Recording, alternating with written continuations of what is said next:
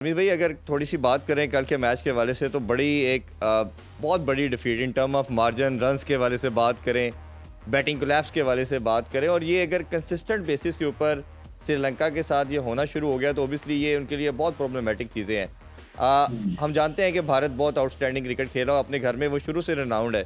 क्या आपको लगता है कि 2 दफ़ा आपने उनके घर में जाके 50 पे आउट करना, आज 55 पे आउट कर दिया उन्होंने कल, कैसे देखते हैं इस बहुत बड़ी डिफीट को? देखिए, ये सारे एशियन ब्लॉक के लिए एक तरह से एम्बैरेसिंग डे था, क्योंकि हम बहुत करीब हैं श्रीलंका के। हमारे बहुत दफा पाकिस्तान आए हैं, टैलेंट बेइंतहा जबरदस्त है, सब मानते हैं कि ऑन द डे ये भी हर टीम को हरा सकते हैं और पाकिस्तान को मुतवातिर हराते हुए आ रहे हैं। मगर फिर उसके बाद इस तरह का एक मैसिव डिप आ जाना, ये जो है ना, ये आपके दिल को लगता है। 50 पे आउट हो जाना, ये इसकी कोई जवाब नहीं है। सो इनको मतलब है हर जगह के ऊपर काम करना है। जैसे मैंने पहले भी कहा था, सबसे ज्यादा कैच छोड़ने वाली टीम श्रीलंका इस वर्ल्ड कप में। फिर उसके बाद एक दिन इंग्लैंड को जीत लेते हैं, दूसरे दिन अफगानिस्तान से हार जाते हैं, फिर 50 पे आउट हो जाते हैं।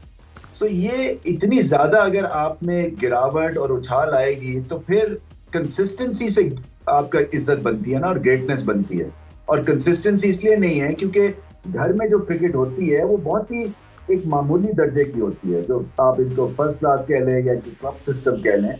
वहाँ पे कोई ऐसी बात है नहीं कि जो नया लड़का भी आता है वो भी उसको बहुत वक्त लगता है इंटरनेशनल लेवल पे आने के लिए। और फिर मेरे ख्याल से ज़्यादा पॉपुलर गेम अब रह नहीं गई है क्रिकेट श्रीलंका में।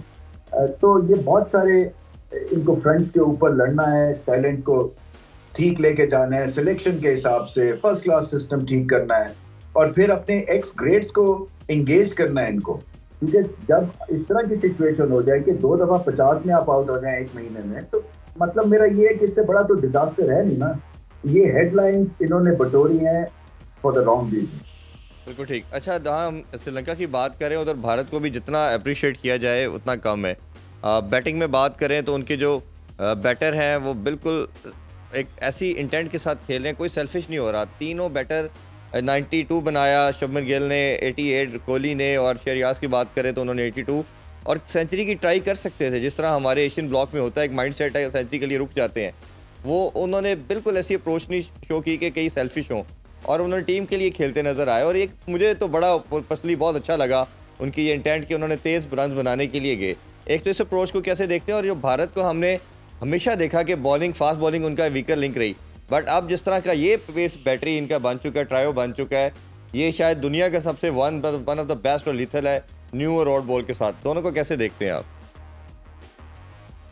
देखिए इरफान, जो माइलस्टोन्स है ना, वो एशियन प्लेयर्स के लिए अभी भी बहुत ज्यादा मायने रखते हैं। आप ये मत कहें कि ये बिल्कुल ही सेल्फलेस खेले हैं, और ये गलत बात नहीं है। इसलिए कि कोई भी हो, अगर मैं भी खेल रहा हूं और मैं 90s में होऊंगा, तो ये गेम टीम के लिए भी है और अपने लिए भी होती है हमेशा, क्योंकि आप स्कोर करते हैं तो टीम का फायदा होता है। ये बड़ा सिंपल सी इक्वेशन है। सो माइलस्टोन्स के लिए ज्यादा एशियन माइंड जो है ना, वो ज्यादा तड़पता है कंपेयर टू वेस्टर्न माइंड, इसमें कोई शक नहीं है। मगर इतनी ज्यादा डेप्थ है कि अगर आप वहां पे चांस भी ले रहे हैं तो आपको पता है पीछे से आके जडेजा कर देगा या सूर्य कुमार यादव कर देगा। तो ये आई थिंक इस वजह से भी एक बेखौफी है, और इस तरह से ऑडेशियसनेस जिसको कहते हैं ना, बैटिंग में ललकार के और हमला करना और फिर पीछे मुड़ के नहीं देखना और किसी भी जगह से जो है वो गेम को अकेले जीत लेना। ये मैच विनर्स होते हैं, टीम के पास 2 या 3, भारत के पास इस वक्त 5 या 6 मैच विनर्स हैं। और इसी तरह से जो बॉलिंग अटैक है वो दुनिया का बेहतरीन है। चाहे टेस्ट क्रिकेट हो जाए, आपको याद होगा ऑस्ट्रेलिया में ये 30-35 पे आउट हो गए थे और अगला ही टेस्ट मैच जीत गए थे ये। तो ये टीम बाउंस बैक भी करना जानती है और इसीलिए रिस्पेक्ट गेन कर रही है सारी दुनिया की, क्योंकि डिफरेंस बता रहे हैं।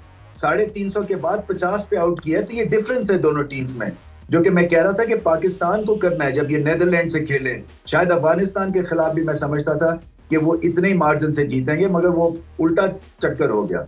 तो जैसे बांग्लादेश के अगेंस्ट 1 साइडेड मैच था, पाकिस्तान ने 35 ओवर्स में मैच खत्म कर दिया। तो ये करना पड़ेगा, जो अगर आपने ग्रेट टीम बनना है और हेडलाइंस लगानी है, जो आपसे छोटी टीम है या कम स्किलफुल टीम है, उसको फिर आप इस तरह से हराएं कि जैसे कि भारत ने हराया है, 300 प्लस रन से हराया है। बिल्कुल ठीक। रमीज भाई, आज एक और मुकाबला है और नीदरलैंड और अफगानिस्तान का। दोनों कंपैरेटिवली तो कह सकते हैं कि करीब तर साइड है सेकंड ईयर की, बट जो क्रिकेट अफगानिस्तान खेल रही है वो बहुत आउटस्टैंडिंग है। और जिस तरह हमारे से बेहतर शायद उन्होंने क्रिकेट खेली, श्रीलंका से बेहतर क्रिकेट खेली। एक तो मुकाबले को कैसे देखते हैं, और जितने ज़्यादा अगर हम देख रहे हैं तो अफगानिस्तान के पास मैच विनर बहुत ज़्यादा आ चुके हैं। बॉलिंग तो थी, अब तो बैटर में भी उनके पास हशमतुल्लाह कर रहे हैं, गुरबाज कभी जिता रहे हैं, कभी इब्राहिम जिता रहे हैं, उमर ज़ई जिता रहे हैं। तो ये कैसे ओवरऑल उनके कॉम्बिनेशन को देखते हैं आप? देखिए, मैं नेदरलैंड्स को बैक कर रहा हूँ, इसलिए कि नेदरलैंड्स जो है वो तंग करने वाली टीम है। हो सकता है अफगानिस्तान मैच जीत जाए क्योंकि नेदरलैंड्स की क्वालिटी बैटिंग नहीं है स्पिन के अगेंस्ट, और उनको जरूर प्रॉब्लम होंगे, मगर ये फिर पूरे 50 ओवर में आपको ललकारते रहते हैं। सो अगर पहले 20 ओवर ठीक नेदरलैंड्स नहीं खेलता तो आखिरी के 20 ओवर ठीक खेलते हैं। आपने देखा कि पिछले मैच में बांग्लादेश के अगेंस्ट भी ऐसे ही लग रहा था कि शायद 150 में आउट हो जाएंगे, वो 250 कर गए।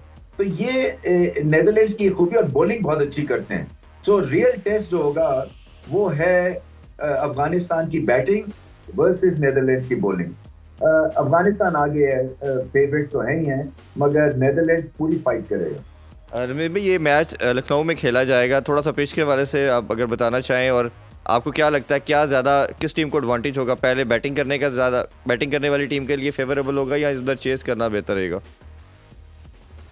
देखिए, लखनऊ की जो पिच है ये ठीक है, ये इतनी आउटस्टैंडिंग नहीं है।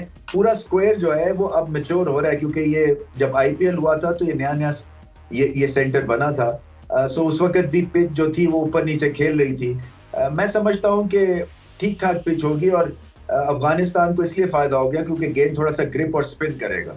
सो क्लियरली पहले आपको बैटिंग करनी है और फिर आपको डिफेंड करना है स्कोर।